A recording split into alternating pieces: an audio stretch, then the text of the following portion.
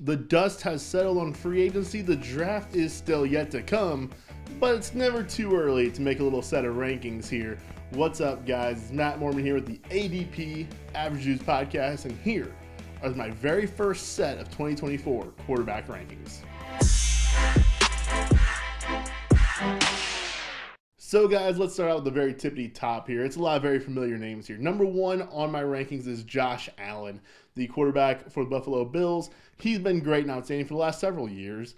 They did bring in Curtis Samuel. I am a bit worried about his passing totals, but he makes up for so much of that with the rushing. He is in my tier one. He's my QB1. And I will say, you'll see on the screen if you're watching on YouTube. If not, if you're listening to the podcast, go over to that YouTube channel and check out the post I made of the rankings themselves. You can see the color-coordinated tiers. Tiers are very important. And I do think this year I feel a little more shaky about this top tier of quarterbacks than I have in years past. So while Josh Allen's my number one, there's not much separation between him and the next three guys. Number two for me, Patrick Mahomes. Them adding Marquise Hollywood Brown really did a lot of good to me for Patrick Mahomes. Makes me feel just a little bit better about him maintaining that level of performance. Last year, a bit of a down year for him. I believe he was quarterback 7, I believe it was, last season. A lot of downfield stuff has just gone away in this offense. It's been a lot more underneath. But the development of Rashee Rice, he should be much better in year 2 than when he was as a rookie. And he was promising as a rookie. But as he continues to develop and get better, also, Hollywood Brown being part of this offense now is going to be an additional weapon. And, of course, you still do have Travis Kelce, even as he kind of starts to wind down a little bit more. Number 3 for me is Lamar Jackson, quarterback of Baltimore Ravens, one of my favorite players in the entire NFL. And, look, I think the acquisition of Derrick Henry could take a bit away from him, but not too much. Gus Edwards had a ton of rushing touchdowns last year. I don't see much reason why Henry would have more than what Gus did. I think this offense continues to evolve, continues to open up a bit more. A second-year Zay Flowers instead of a rookie is hopefully better than any wide receiver he had a year ago. Also, remember, Mark Andrews missed a ton of time in 2023. So a healthy Mark Andrews, a growing Zay Flowers, and who knows, maybe there's still another player coming onto this receiving core, but no one of too big a note, I don't think, unless it's a rookie. And I really like the setup for Lamar. The fourth and final quarterback of my tier 1 is Jalen Hurts. He falls to 4. He was actually my QB1 when I kind of made some initial post-Super Bowl rankings. And the acquisition of Saquon Barkley, the retirement of Jason Kelce, that 1-2 punch had me just a little bit worried about the tush push and about Jalen Hurts, his rushing touchdowns. He has been the first quarterback in NFL history to have double-digit rushing touchdowns in 3 straight seasons.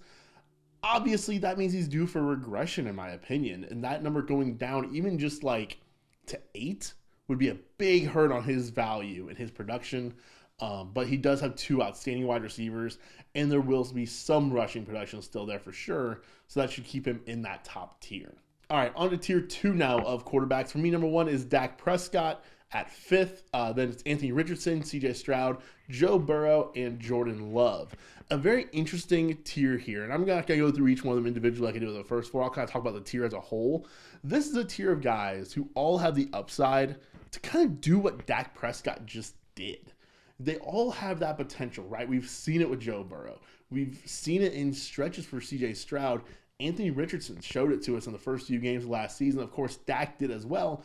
And Jordan Love, it's a bit of a projection, but looking at what he did in the second half when things really started to click, if he continues to grow as a quarterback, all of his weapons growing another year, I think there's reason to believe Jordan Love can also find himself at that very high tier quarterback.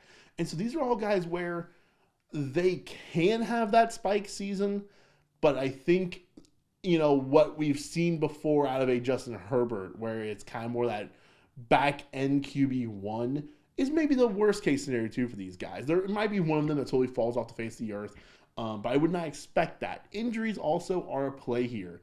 Anthony Richardson, of course, had the big injury last season, and with his play style, you're always going to be a bit worried about that. Dak Prescott and Joe Burrow have also had their fair share of injury issues as well. And so there's a bit of that favored into these guys as well compared to that top 4, but not too much. Mostly it's about that ceiling, though. Mostly it's about how we feel about them week in and week out. And this is also a tier, guys, where I feel very good in a one quarterback league, walking away from my draft in August with these guys being my only quarterbacks on my roster. A quick reminder before we get to tier 3 here, please do be sure to like this video and hit subscribe down below. It really helps us out a whole lot, and it'll keep you informed and up to date on kind of what's going on here at the channel as we kind of go through the season. This is the quarterback rankings. I'm going to have the whole gamut in the next coming days. I'm going to do running backs, wide receivers, and tight ends. And remember, right now I'm doing these rankings, I'm not including any players who are not currently on NFL teams, and so therefore any remaining free agents are not going to be listed here.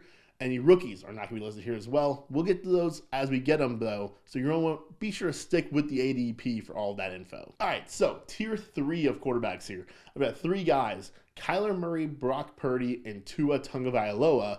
And these 3 guys all kind of lumped together here because their weapons are going to be really great. I'm assuming Kyler, even though I don't have Marvin Harrison ranked, kind of assuming Marvin Harrison is going to be his 1. We've seen Brock Purdy have this level of production, and we've seen it from Tua as well. These guys do have similar ceilings to tier 2 guys, but I find it less likely they quite hit that. And these are also 3 guys where I think there's going to be a lot more inconsistencies from week to week. These are guys you're more likely to sit in a tough matchup.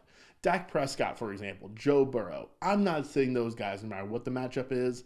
It would take a whole lot for me to sit one of those guys.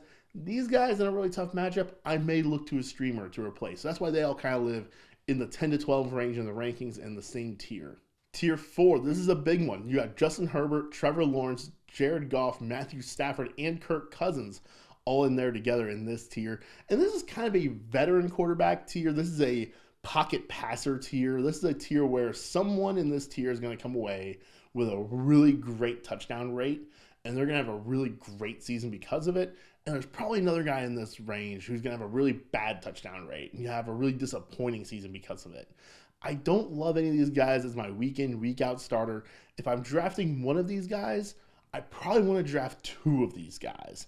And all of them have their own different question marks. You know, Justin Herbert, as great of a talent as he is, we have now major question marks with his coaching and his offense. We also have questions about his weapons at this point, now that Keenan Allen and Mike Williams are both off this team. Trevor Lawrence, we've got major question marks there as well with his weapons. No more Calvin Ridley, and all they did was bring in Gabe Davis. So not great there. Jared Goff, you know, there's less weapon questions. It's kind of almost more philosophy questions and how great can he be really. We got the home road split issue with him as well that goes on. Matthew Stafford, of course, is the age questions. Kirk Cousins, you've got questions about being in a new offense, very young weapons, very exciting weapons, very young weapons. Will it click immediately in year 1? He also is very much up there in age. He's coming off of a major injury as well, the torn Achilles. So it's kind of a mishmash of guys here. I don't mind if 2 guys from this tier are my quarterback room going into 2024, however. And I feel like, by the way, this is the tier where most rookies at best will fall into. Caleb Williams, because of his weapon set, he may get into that tier above these guys, but I think most of the rookies most likely are going to fall in this tier. All right, the next tier of quarterbacks here, and it's Will Levis, Aaron Rodgers, Baker Mayfield, Geno Smith, and Bryce Young. These are all guys where I think their best case scenario is a low-end QB1, anywhere in that QB8 to QB12 kind of range. Most of them share one thing in common, and that's really strong weaponry. You look at Will Levis and what Tennessee has done with Calvin Ridley and DeAndre Hopkins. Look at Aaron Rodgers. He's got Garrett Wilson. They also, today as I'm recording this, they just signed Mike Williams. Although he is coming off the injury, we'll see what you get from that. But still, you have Garrett Wilson. That's a legit number 1. Baker Mayfield, of course, we all know about them with Mike Evans and Chris Godwin. And then with Geno Smith, you've got DK Metcalf, Tyler Lockett, and JSN for whatever that's worth. Bryce Young, he's the oddball in this group where he's just got Deontay Johnson as his number 1 weapon, and that's not nearly as good as them. But being the number 1 overall pick just a year ago, there is reason to have some hope for a bounce back, some hope that he turns things around off of last year and really comes back strong this year. I don't have great hope, though. That's why he's my QB 22. That's why he's in this tier. Because these are all guys also where I see a tier of being just completely unplayable for fantasy football purposes. Will Levis, we've seen inconsistencies in his first season. He also was not a first-round pick. Sometimes those round 2 guys totally just flame out, even in good scenarios. Aaron Rodgers, at his age, it's really hard to expect a big year out of him. At his age, God, think back to what like Peyton Manning's final season, Drew Brees' final season, Tom Brady's final season. They've got a lot in common where the arm strength just kind of goes away. And with Aaron Rodgers, I think a year ago right now, I was expecting 2024 to be his final season. A torn Achilles, even if he has more years going ahead of him, a torn Achilles is not going to help what I expected his 2024 to look like. And that's why I'm very concerned about him for this upcoming year. I've got him all the way down at QB 19. Honestly, he's going to be below that for sure, behind Caleb Williams once we start adding in rookies. So I'm not totally in love with that. Jaden Daniels is also another one who will be in front of Aaron Rodgers once that time comes. Baker Mayfield, Geno Smith, you guys know the story with those guys, and the fact that both of those two have had such up and down careers that they could totally flame out and we wouldn't be surprised. The final tier of quarterbacks where I'm in any way okay with drafting them is Russell Wilson, Daniel Jones, Deshaun Watson, and Derek Carr. In 2 QB leagues, of course, because at this point you're 26 deep. Of course, every starter is going to be rostered in a 2 QB or a Superflex league, but these are the final ones I have any real interest in at all being in my lineup. Even Russell Wilson, I think, is a little bit dicey as far as whether I really want him in my lineup. Daniel Jones, I'm not even 100% sure just how much he's going to be playing this season. He's coming off of a gruesome injury as well, and the Giants, in order to get out of that contract, they need him to be healthy at the start of next season, so he may not even play a full season. You'll only have to look at Derek Carr, who's also in this tier as a guy who's been benched before for that same very reason. And all these guys have a low percent chance, I think, of being like QB 12 to 15, but they all could on any given week be a streaming option. Deshaun Watson is definitely kind of the oddball in this group, where we have seen just how great he was in Houston, but he's been terrible now ever since, and it's been a while. They did kind of upgrade the weaponry, I guess, with Jerry Jeudy. I'm not a Jerry Jeudy guy at all, and I don't think that's a real step up at wide receiver 2. It may be it's a below average wide receiver 2 for me with Jerry Jeudy. It's not a weapon that excites me at all. It's not one who's going to move the ranking on Deshaun Watson. He was terrible. He was awful. He's been hurt a lot. They've also added both Jameis Winston and Tyler Huntley to the mix in case he gets hurt again. Makes you wonder how much confidence Cleveland has in this guy. So, guys, that's going to do it for my quarterback rankings. It's important to note this is a very early first glimpse of things, just sort of a lay of the land, if you will, as far as what the quarterback position could look like come August for your fantasy football drafts.